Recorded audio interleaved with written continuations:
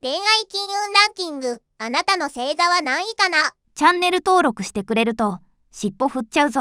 それでは、スタート。まずは恋愛運がいいランキング、12位から4位だよ。それではトップ3いくよ。おめでとう。1位は魚座。気持ちが伝わる日。